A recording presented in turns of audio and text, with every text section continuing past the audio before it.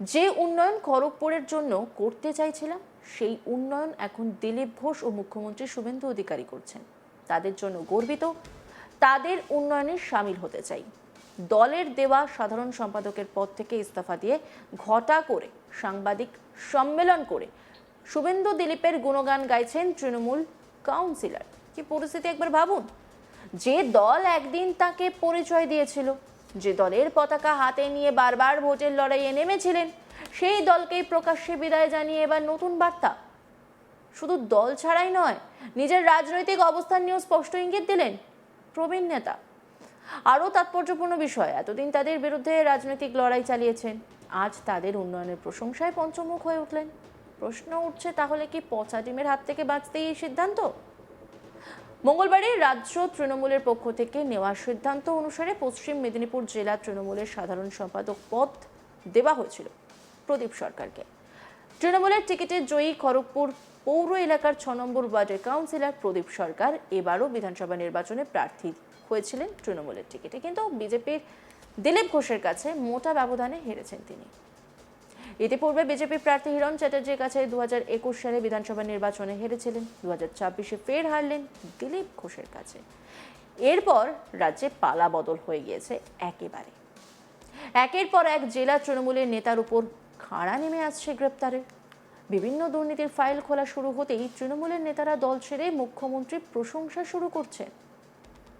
যে পদ্ধতিতে সম্ভাব্য পরিস্থিতি দেখে কদিন আগেই রাজ্য তৃণমূলের প্রবীণ নেতা মানস রঞ্জন ভূঁইয়া তৃণমূল ত্যাগ করার কথা ঘোষণা করেছিলেন, এবার সেইভাবেই বুধবার দুপুরে ঘোষণা করলেন প্রদীপ সরকার।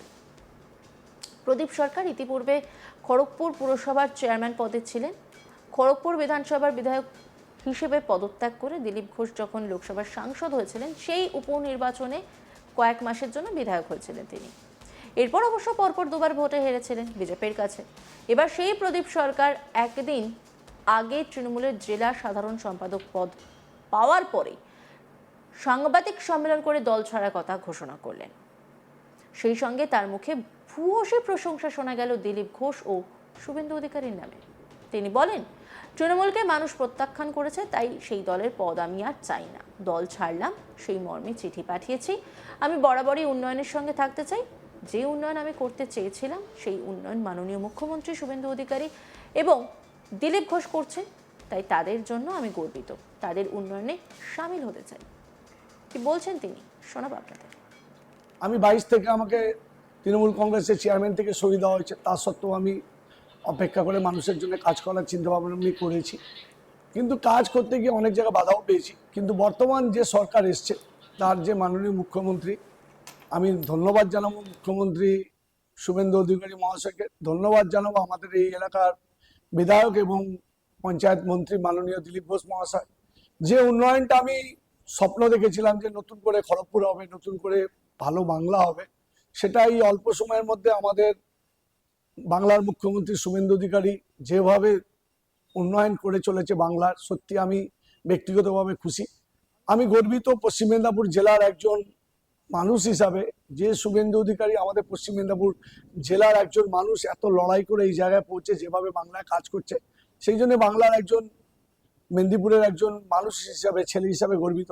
তার সাথে সাথে দিলীপ ঘোষ, আজকে উনি দীর্ঘ 10 বছর খড়গপুর শহরে এর আগেও বিধায়ক ছিলেন, এমপি ছিলেন।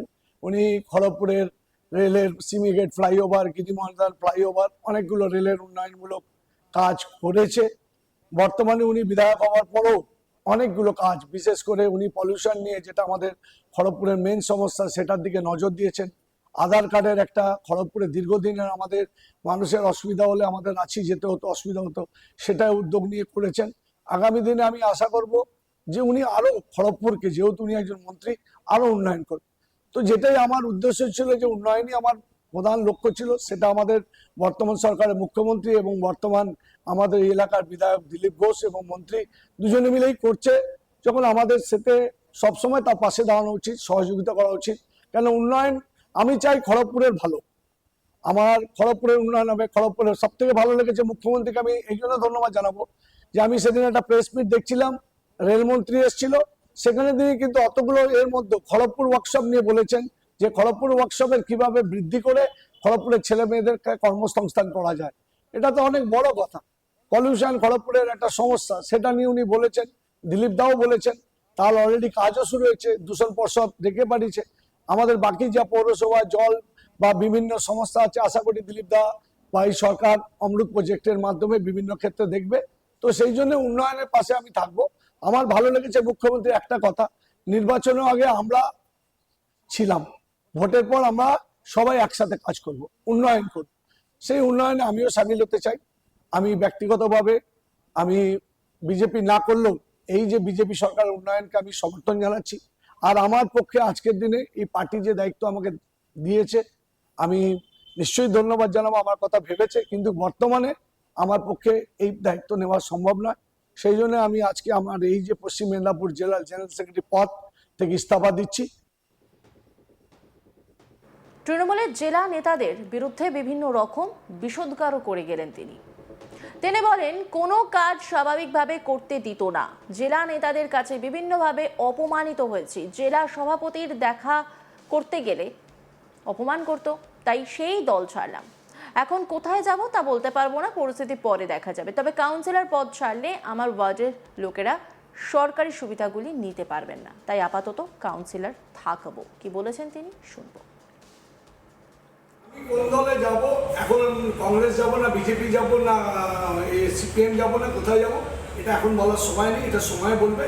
বর্তমান আমি এখন একজন সাধারণ নাগরিক হিসাবে, একজন কাউন্সিলর হিসেবে রইলাম, মানুষের পরিষেবা দেবো, আমার কর্মীদের সাথে কথা বলবো। অনেক খড়গপুরে তো আমার অনেক কাউন্সিলর থেকে শুরু করে অনেক শুভাকাঙ্ক্ষী আছে, তারা অনেকেই আমাকে দেখে রাজনীতি করে, তাদের সাথে আলোচনা করবো, তারা যে মতামত দেবে সেটার উপর সিদ্ধান্ত নেবো। আরেকটা সম্ভাবনার কথা বলছি যে বিজেপিতে আপনি গেলেন এবং বিজেপি আপনাকে চেয়ারম্যান প্রজেক্ট করে আগামী পুর নির্বাচনে নামবে, এরকম হতে পারে? না না না, দেখুন যেটা কি হতে পারে যে এর কোনো প্রশ্নের উত্তর হতে পারে না। হতে পারে তো প্রথম তো বিজেপি বলে দিচ্ছে কাউকে নেবে না। আমি এখন এই নিয়ে ভাবনা কেউ উঠছি না, ঠিক আছে। আমি কাউন্সিলর ভোট লড়বো কি লড়বো না, বা দল করবে, এই ভাবনা এখন নেই, সময় অনেক আছে। আজকে আমি খালি জাস্ট আপনাদের এটা জানাতে এলাম, ভবিষ্যতে কি করবো আমি আমার কর্মীদের সাথে, আমার শুভাকাঙ্ক্ষীদের সাথে, কাউন্সিলরদের সাথে কথা বলবো।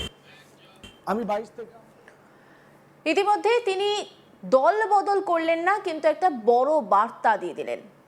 তিনি বললেন ভবিষ্যতে কোন দল করব সেটা নিয়ে এখনই বলতে পারছি না, তবে আপাতত মুখ্যমন্ত্রী শুভেন্দু অধিকারী এবং দিলীপ ঘোষ খড়গপুরের উন্নয়ন করছেন, তাই আমি তাদের পাশে রয়েছি।